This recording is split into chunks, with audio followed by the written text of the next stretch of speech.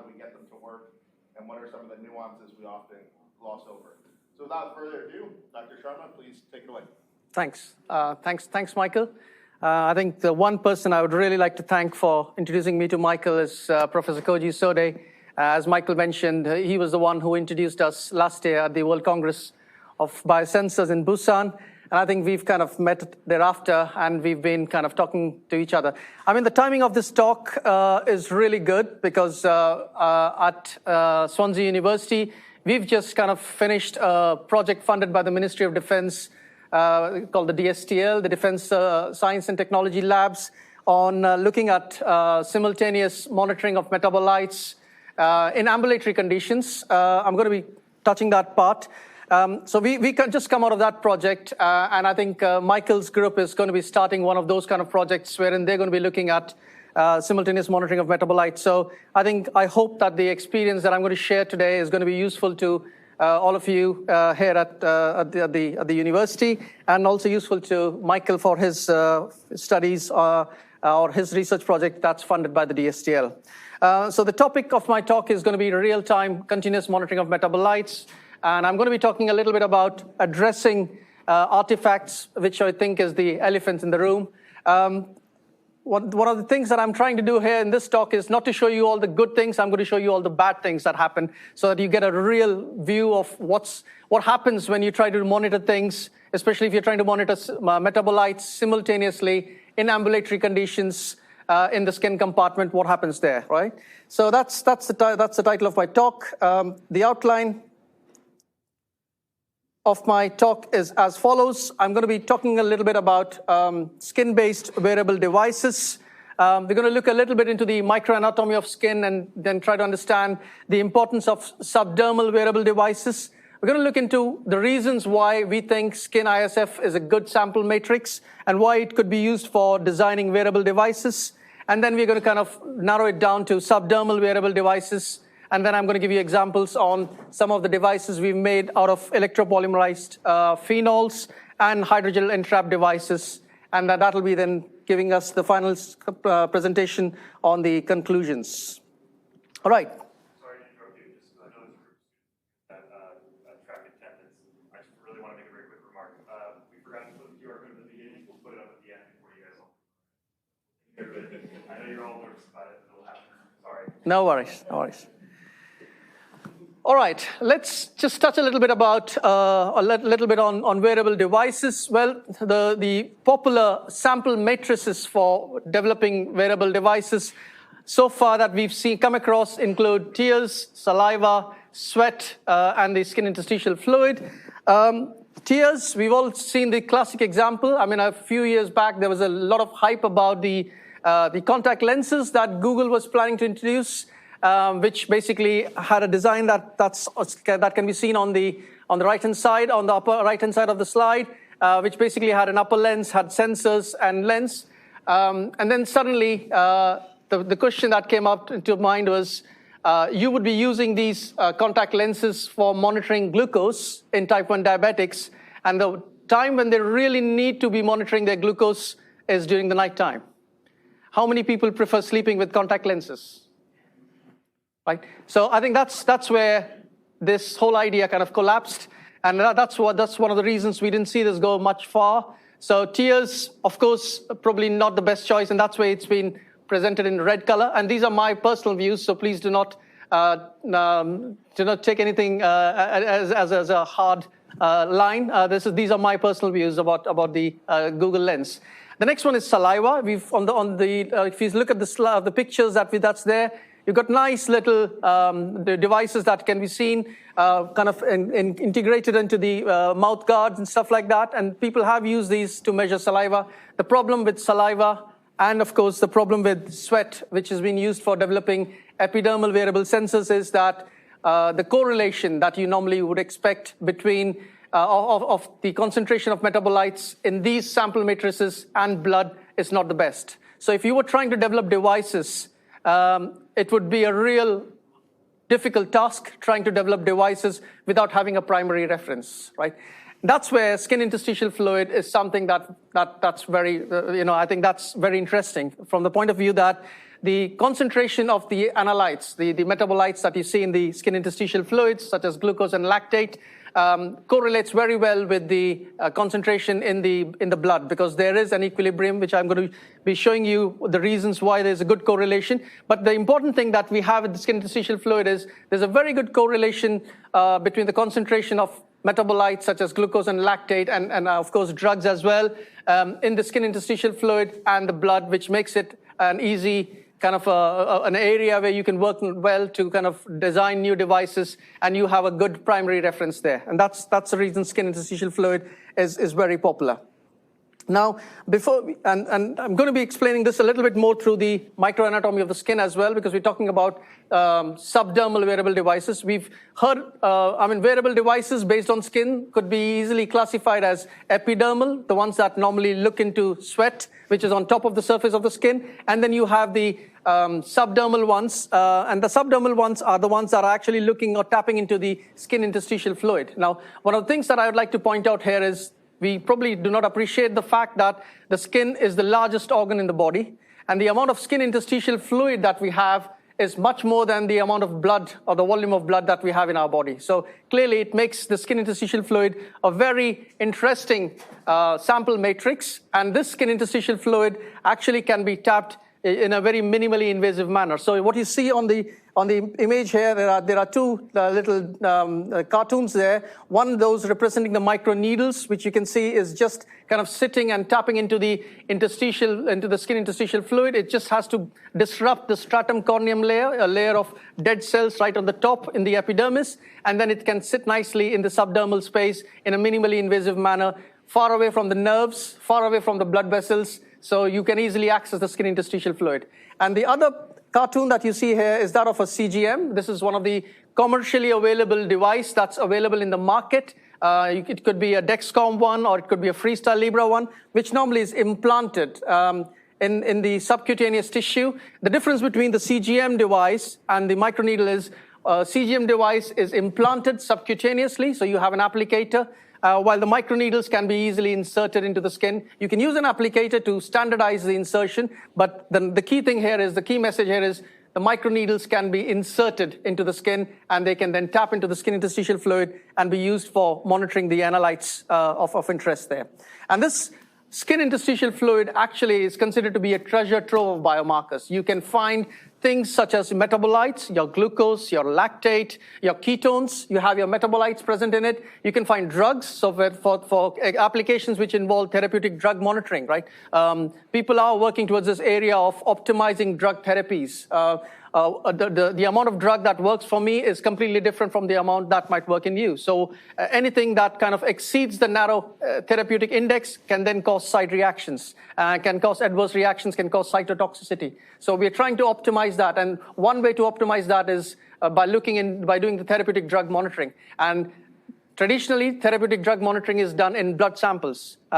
Skin samples, skin interstitial fluid is a very interesting sample matrix, which can also be used for interstitial therapeutic drug monitoring. And I have a slide to kind of give you an example on that as well. So this slide here is just to kind of show you how nice this skin interstitial fluid is. As I said, skin, largest organ in the body, a huge amount of skin interstitial fluid found between the cells in the skin, which can be easily tapped into. What are the methods that we can use to tap them? Well, you can use the microdialysis probes, which, as you can see, looks a bit painful there. You can use your suction blisters, which again don't look very comfortable. In addition to that, you can also use the microneedles. Now, to tell you a little bit of history of microneedles, microneedles have been there for a very long time. What's happened is they were introduced in the early 1970s. In certain MEMS labs that are working on MEMS. They were initially made up of silicon, and the pictures that you see on the screen are pictures that either I have made myself or was made by some of my PhD students. The one on the top you see there is basically microneedles made up of silicon of different heights, and then you have the three different methods of making microneedles. The one on the left-hand side is the one where you have the microneedles made in the clean room. And then the next ones are more using using molding, micro molding, and the last one is injection molding. So at the moment, the method of fabrication that people prefer, which allows you to do high throughput fabrication of microneedles, is injection molding. Now, I'm going to use microneedles here probably for the last time, because what has happened is there's been a survey which has shown that people don't like the term microneedles. And therefore, when you look into literature now, you will find people referring to microneedles as either microarray patches, or you would see people using them, calling them as smart patches. If they're doing something smart, people will call it as patches. So we're going to be referring from now onwards these microneedle patches as subdermal microneedle patches, because these microneedle patches, as I mentioned, can be easily inserted into the skin in a minimally invasive manner, and they sit in your subdermal space, and they can be monitoring, or they can be functionalized to monitor different analytes in the skin compartment. All right. Moving on to the next slide, a bit of history here. So we got some funding back in 2013, 2014 from the NIHR, which is part of the Medical Research Council of UKRI. This funding was given to us to do some proper human studies on basically some translational research here to look into monitoring glucose. So you've heard about the CGMs, the continuous glucose monitoring sensors. The idea was to use microneedles or subdermal devices, wearable subdermal devices. Even in those days, when we were working with the clinicians, they did not like the term microneedles, so they insisted on using the term microprobes. So if you wanted to look into this paper, we've been using the term microprobes there, right? Because the needle is a term, I think it's been identified that nearly 75% of the population has got phobia for needles. So people are trying to move away from the term needles and try to stick to terms like microprobes or wearable patches or subdermal patches. So we use these subdermal patches to monitor for continuous glucose monitoring applications over 24 hours in type 1 diabetics. These patches were made up of polycarbonate. I mean, the nice thing with injection molding is it's a high throughput fabrication method. We had an arrangement with the University of Glasgow, who had the injection molding facility there. And we found out that for the price of 10 pence of polycarbonate, you can make 1,000 of these bare microneedle or bare subdermal patches. All right, so we did these studies. We had our moment, and as I said, the nice thing here is because there's a good correlation between the glucose that's seen in the skin interstitial fluid and venous blood. We had a cannula inserted by the clinicians, which was basically used as our primary reference. And when we looked at the tolerability using the visual assessment scales, which is shown by the graph that you see in the middle, we had good tolerability, and we had in terms of performance, which is seen from the Clark grid error, we had about over 95% points in zones A and B of the Clark grid error, which shows that it performed very well. And then the catch here was most of these studies were done in steady state conditions. So we did prove that, I mean, these subdermal patches were very well tolerated. These subdermal patches were very well accepted. And the way we functionalized these subdermal patches was these were solid microneedle patches that we had, and these were functionalized using electropolymerized films. We had solutions of electropolymerized, we had solutions of phenols with the enzyme in it, and as soon as we electropolymerized, we got a nice 50 nanometer thick film, which was very conformally deposited on top of the microneedle arrays or the subdermal arrays there. So this was the first studies that were done about 10 years back, and it took us about 4 years to do these studies. The design, the electronics was very crude, nothing of what we have now. We basically had these, you can see we managed to get the cover page from that picture there, you see there, you have this nice little patch there, and we had wires coming out of it. Clearly, even though the measurements were done in steady state, we had huge problems. We were losing data because of disconnection, because of we were losing connectivity with the potentiostats, and there were some big problems there. We were seeing a lot of artifacts there. However, the problem that we saw, that the scale of the problem was not too huge. We thought that's something that we could easily fix. So recently, and based on the success of that particular project, wherein we managed to monitor glucose continuously for 24 hours. We managed to also make another biosensor, which was a microneedle biosensor for monitoring penicillin, which very, very important, especially trying to address this whole problem of antimicrobial resistance. This one, as you can see from the Bland-Altman plots, it looked very good as well, and we managed to publish this in Lancet as well. So these are two examples where we've done human studies on the use of these subdermal patches. However, the studies were done over short periods of time. So recently, we received some funding from the Ministry of Defense, from the DSTL, and this funding was mainly on the simultaneous monitoring, but in ambulatory conditions. So it's not about being in a nice little clinical research facility where you're sitting and resting, and because nothing much happens there, right? This was where the challenge was not the simultaneous monitoring. Simultaneous monitoring we knew was possible because when we looked at the different patches on the microneedle, on the subdermal patches, there was no crosstalk there. So we knew we could easily do simultaneous monitoring. I think the main challenge here was how do we monitor it in ambulatory conditions? And the task here was to be able to do the ambulatory monitoring in conditions wherein you would have a person wearing the device and just working as if, or moving around as if following the normal routine. And then put the same devices on a person and get them on a treadmill to see what happens when you do running for an hour or cycling for an hour or walking for an hour and things like that. So this was the whole idea of doing this whole study. The problem we have is the following. This study had to be done with our colleagues from the sports science department, which meant that we didn't have any clinicians on board. We didn't have any dedicated clinicians on board, so we couldn't access the primary reference, which is the venous blood. We had to rely on capillary blood, and we had to rely on data from the CGMs that we were implanting in the participants. All right, I'll just give you an idea about what happened here. So before we could get the approvals, we only had some kind of approvals to be able to do some studies on academics there, and this is how we managed. We started off the studies. We took off the studies from where we left the first studies that I showed you before, using electropolymerized film. So you have your subdermal patches. These subdermal patches, you bring in a solution of phenol with the enzyme in it. You immobilize the enzyme. The enzymes are entrapped in the 50 nanometer conformal polyphenol films there. And as you can see from on the image here, you have the subdermal patches. And then we used a PCB. So this time, because we didn't want any loss in connections and stuff like that, these subdermal patches that you see on the top here were mounted on a PCB, on a printed circuit board. And then we had some good connectors with a mini USB so that we didn't lose, and we had a very robust connection there. And then that could then be connected via a Bluetooth to a tablet.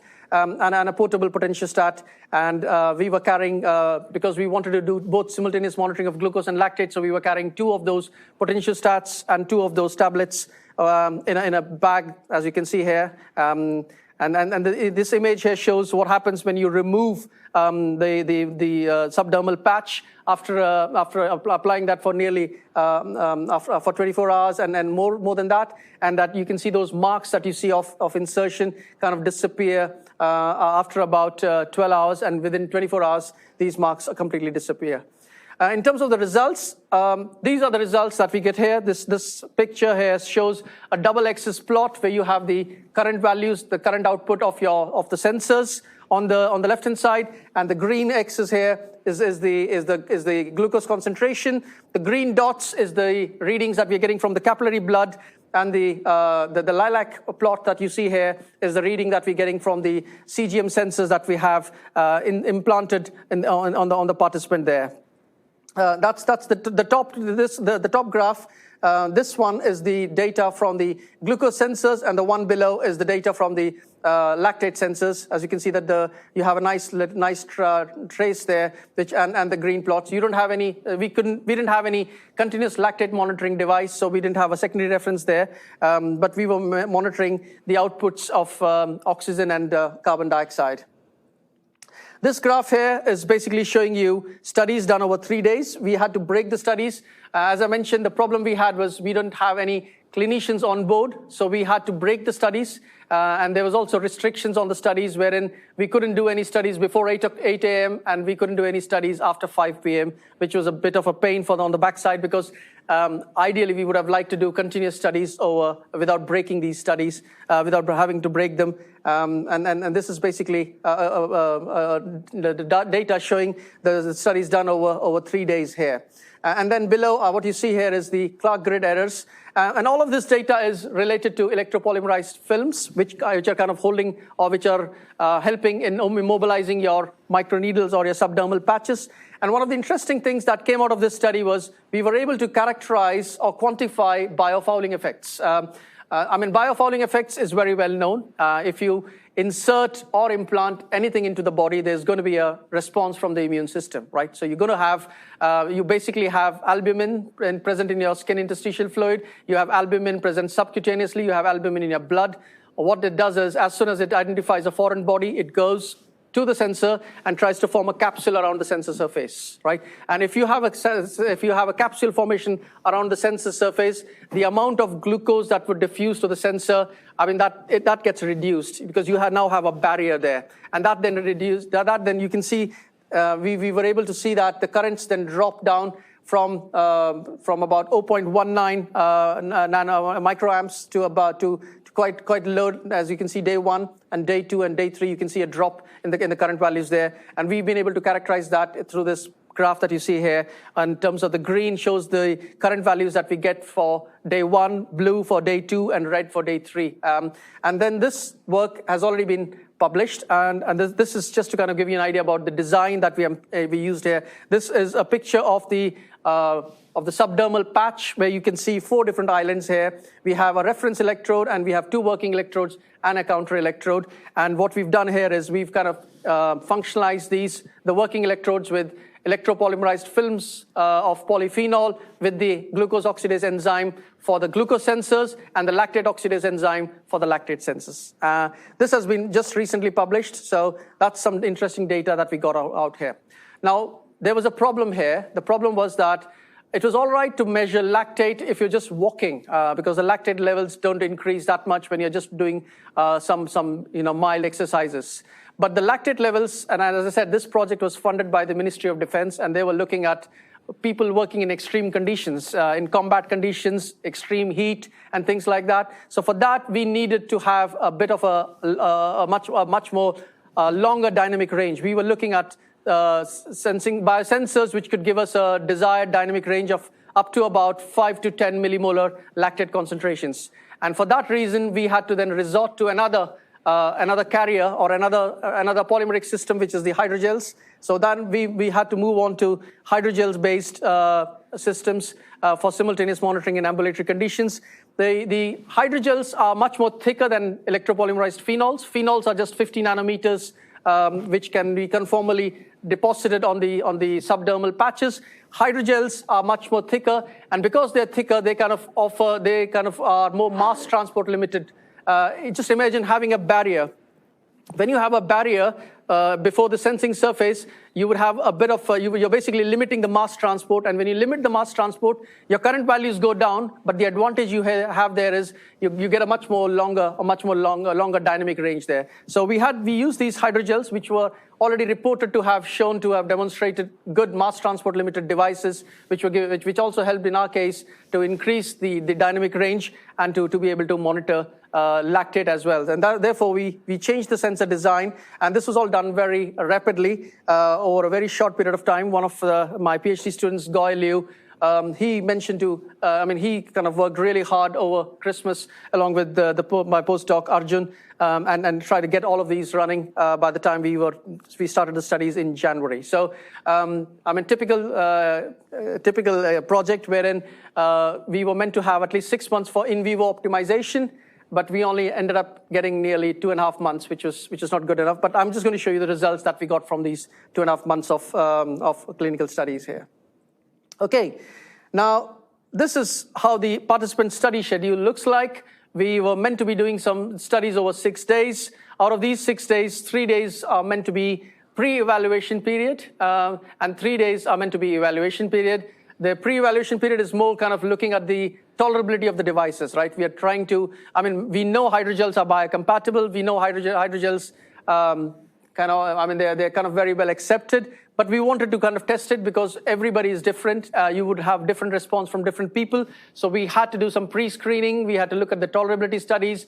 We had to do some assessment of the site where we are applying it. And we also had to do some screening of the participants and basically do some sensor fitting and preliminary exercise, which lasted for an hour. So this is basically a slide to show you exactly how the study was designed, how the schedule looked like. And then we were basically trying to feed the participant with the low GI meal, high GI meal. And this is something which was kind of decided and approved by the Research Ethics Committee, the Ministry of Defense Research Ethics Committee. And this was something that the human physiologists, Sam Oakley in our case, and Mark Waldron's team kind of finalized for us. And we were kind of mainly looking into the devices, and they set up this schedule for us.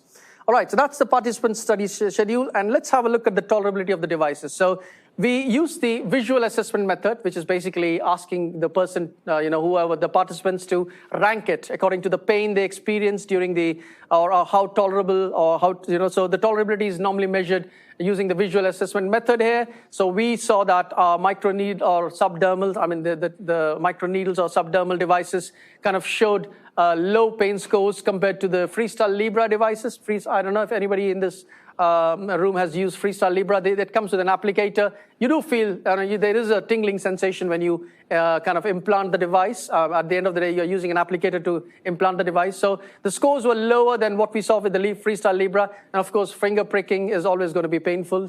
And I think this is what we saw also in the first studies that I mentioned, that when we compare the visual assessment method of the insertion of the devices to that of the cannula insertion, clearly the microneedle devices were given low scores. So clearly, it looks like it's a device which has got good tolerability there. Now, the important thing that we needed to see is how about tolerability over continuous wear, right? So we tried two different methods. We gave the participants the option of either wearing them continuously for 3 days or wearing them for 8 hours, removing them and coming back and then wearing them again. So that was another option we gave. And then we had these different types of skin reactions defined as petechia, pruritus, oedema, and erythema, right? So these are the different kind of categories that we had. And we saw that, I think it was only maybe 1 or 2 participants, especially only 1 or 2 participants who showed signs of erythema and 1 signs of pruritus, but the rest were all kind of low inflammation. There was not much that we saw. And we also kind of did the graphs, and we saw what happens at different stages in terms of tolerability when you wear the devices for continuously. So that's the kind of thing. And I think the erythema that we saw was basically in 2 people, and it was mainly after 48 to 56 hours of wear. And that's what we've seen. Okay. So now let's have a look at the performance of the devices, just to kind of gently remind you about these subdermal wearable devices, which were used for the human studies. We basically had a reference electrode. You can see the picture here on the right where you have the wearable devices. You can see 2 of these arrays look yellow in color, which basically is the color of the hydrogels that we used, and as I mentioned, the hydrogels are nice matrices which have got the enzyme, whether it's glucose for oxidase for glucose biosensing or lactate oxidase for lactate sensing. They've got these nice arrays there. So these are the working electrode 1 and working electrode 2. And then you use one of the blank arrays as a counter electrode. And the potential stat we use with this is the commercially available PalmSense Sensit BTSNS potential stat that we normally use. That is a CE marked one. So just to remind you, when you're looking at research ethics approvals, you will not get approvals for any homemade potential stats, because I know some of you are working closely with Michael Daniel. So to be able to do clinical studies, you will need devices which have got which are CE marked, or which have got a standard seal of standardization. Otherwise, it's hard to get the approvals. That's how finicky clinicians are. I mean, they wouldn't let you use anything that's homemade. So we had to rely on the commercially available PalmSense Sensit BT, which had its pros and cons. Well, it helped us get the approvals, but the problem we have is that The app that came with it was not a very robust one.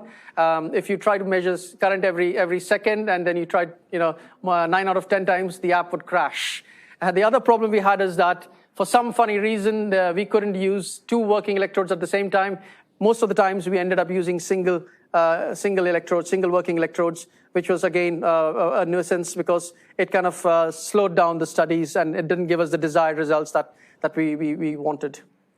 So that's how the devices look. As you can see here, you have there's a subdermal patch which has been mounted on a PCB, and this PC, and it also has got a mini USB thing so that you can nicely do a nice firm connection there.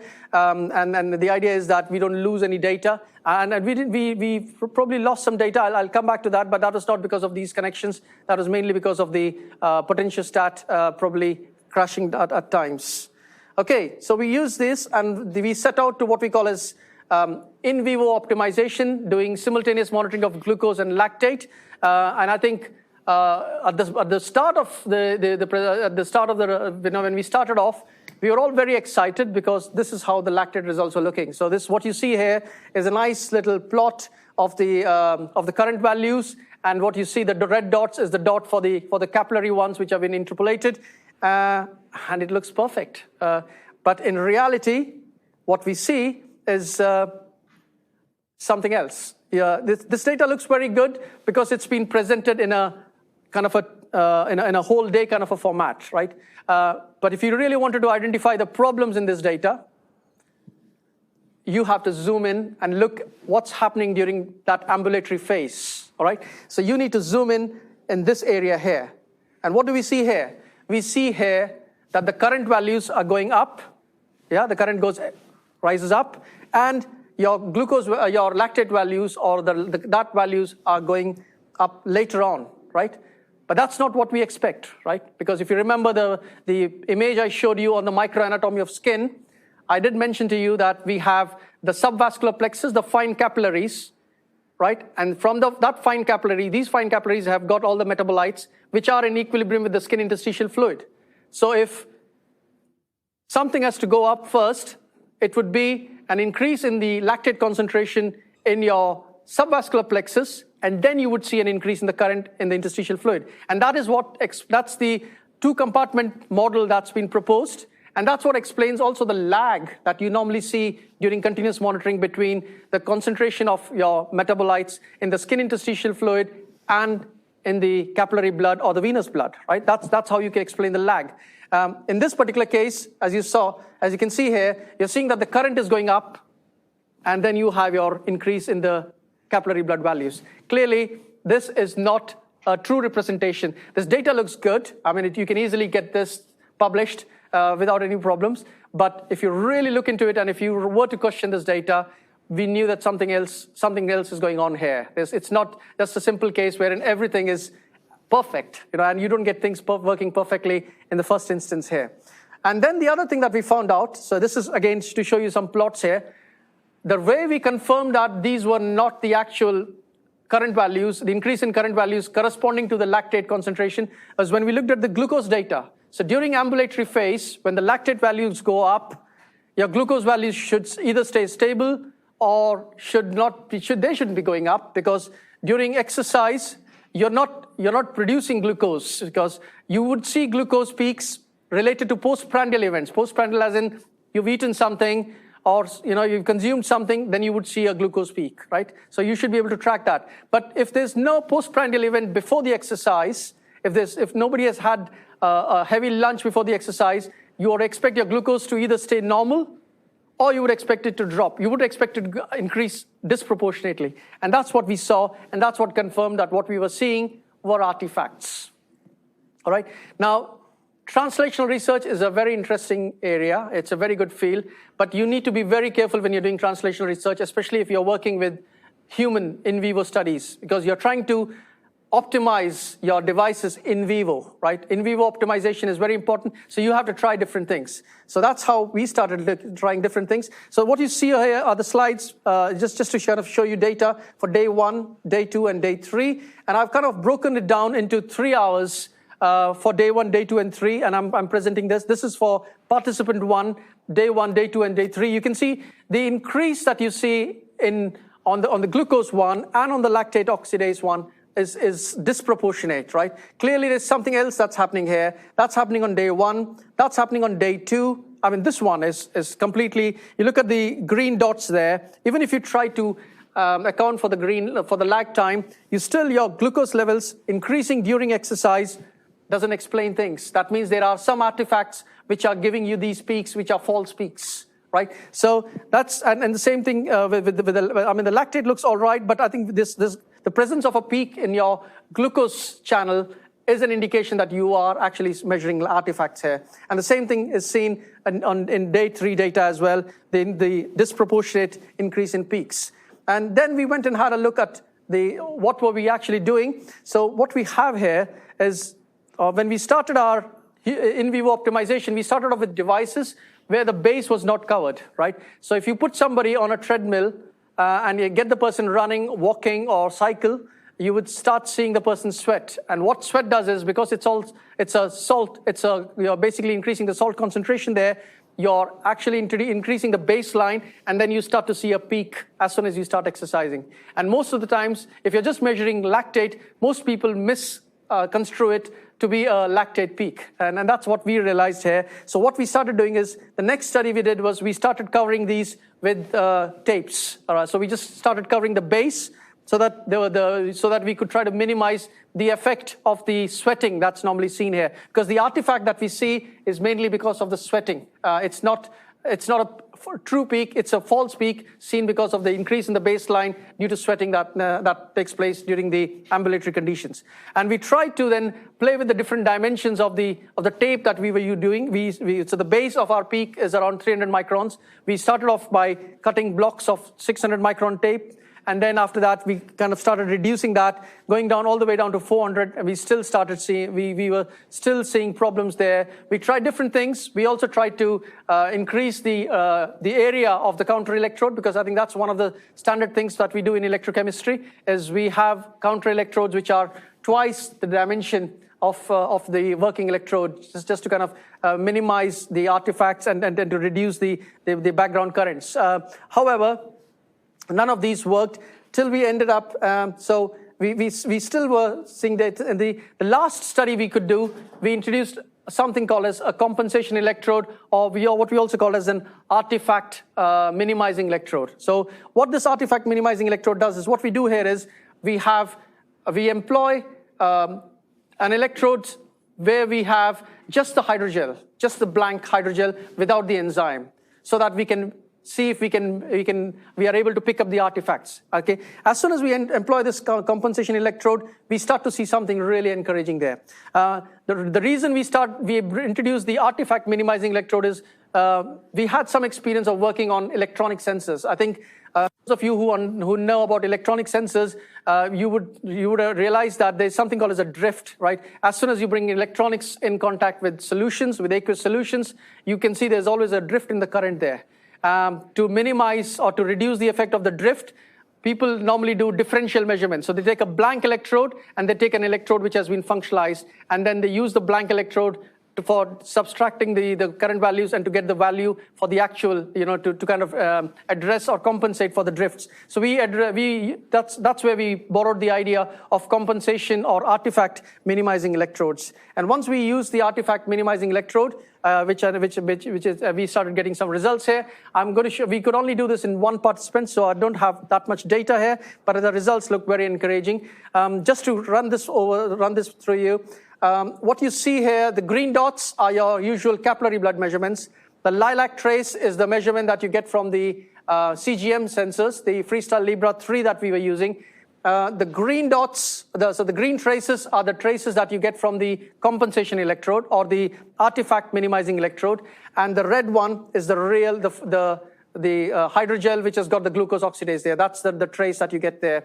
And we got the stars and the dots to indicate where you have the postprandial events and the exercise events there, just to kind of put things in the right perspective. So what you do here is you take the green dot, the green trace, and you subtract the green trace from the red trace, That's how you kind of trying to minimize the effect of the artifacts. And that's why we call it an artifact minimizing electrode. And you end up getting the blue traces here. And these blue traces are an indication of how where you've kind of tried to minimize the artifacts. I'm not claiming that we've actually got rid of the entire artifacts there or we've actually got rid of the problem there, but I think we have been able to minimize it as it can be seen that there's a good correlation between the traces that we see with the green capillary blood values, the lilac values, and the blue traces that we normally see.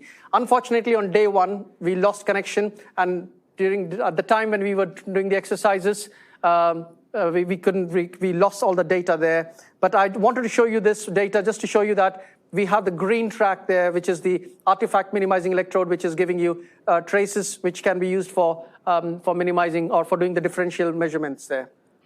Okay, this is the 3-hour data, just to kind of make it a bit more clear. As you can see, if you account for the lag and if you match the lag together, you will get a nice overlap, and you can actually track the events.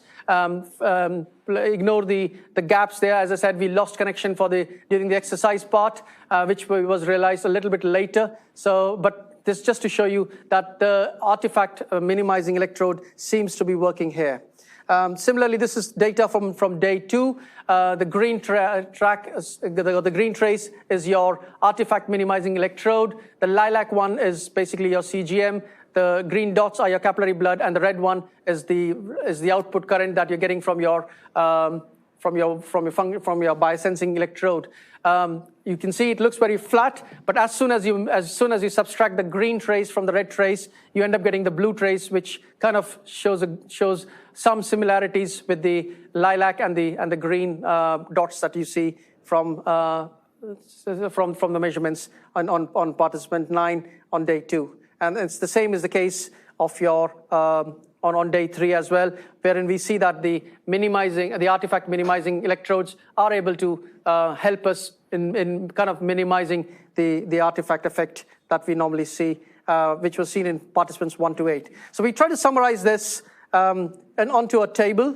This is basically our table, and as you can see here, we use what is called as the MARD values, which is the mean absolute relative deviation, the values which is basically comparing the output values from the CGM and capillary blood. As I said, we had to rely on capillary blood because this project was done with human physiologists from the sports and exercise sciences. We couldn't use venous blood, so it's not a primary standard, but just to kind of give you an idea and to kind of to optimize sensors, not a bad technique, but you can see that, if you ignore values, data, the 3 studies, SOD, F2, the 3rd, 4th, and 5th ones, your MARD values are kind of, you have some significant MARD values between the CGM and capillary blood. But then we also looked at the MARD values of comparing our device to CGM and our device to capillary blood. And as you can see here, for participants 1 to 8, the MARD values are very high. Even if you subtracted the MARD values that you get from the CGM versus capillary blood, you still see that the MARD values are quite high. And as you go down, the 9th participants, where we use the artifact minimizing electrode, a MARD value of 15.5, you take that off from 16.94. The device looks to be performing very closely to the CGM, and you take off 15.5 from 22.92 for the device versus capillary blood. That value also looks very promising. Normally, if you look at commercially available devices, you're looking at devices trying to achieve a perfect MARD value of around just below 10% kind of thing. So kind of comparable. I'm not saying that we found a solution, but this is where it is. This is where we are. Given the limited amount of time we had, I think we found out that the artifact minimizing electrode kind of offers you a solution, but we need to work more.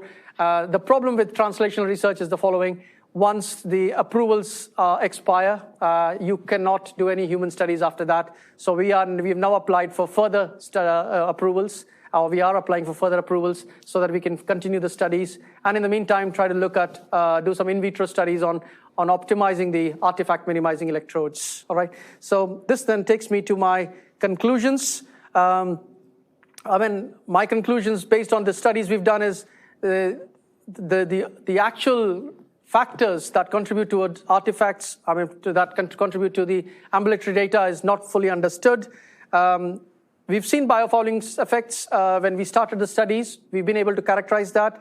But I think we need to kind of understand a little bit more on the biofouling side of things to understand when does it start and how much of it, so basically to quantify biofouling effects, especially in the subdermal space. It's a new area. So definitely comprehensive studies on biofouling effects in the skin ISF would be very, very important and significant. We've seen that we are able to eliminate some of the effects of the artifacts by employing artifact minimizing electrodes, which is basically your version of compensation electrodes.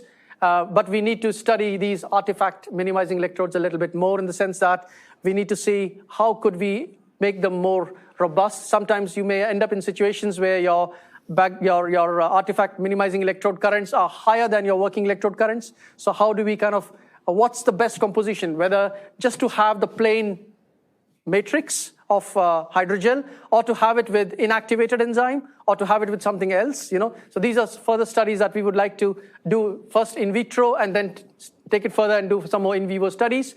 And then, of course, we need to bring in tools like AI, machine learning, and stuff like that for better data analysis and interpretation. I think that's my conclusion. With that, I take you to the last slide, which is on acknowledgements. I'd like to acknowledge Professor Tony Cass from Imperial College, who gave me the opportunity to work on the NIHR project. My research group, as you can see, happily sitting there, enjoying a lunch with our visitors from Japan. My postdoc, Arjun, my PhD students, Georgetta and Goy, and of course, the visitors we have, Demai and Erika. And I also like to acknowledge the Swansea University sports and exercise team led by Mark Waldron and Sam Oakley, and the diabetes technology group at Imperial College, Professor Alison Holmes, and other people from Imperial who helped me with the devices. And of course, last but not the least, the funders who basically give us the funds to do the research projects. NIHR for the first study that you saw on 24 hours, and then DSTL for the ambulatory studies. The only thing I wish is we had approvals for at least 6 months. We only had it for 2.5 months. I think that 6 months would have given us a little bit more time to play around a little bit more with the in vivo optimization side of things. And thank you all for sitting down and listening to me patiently. Thank you.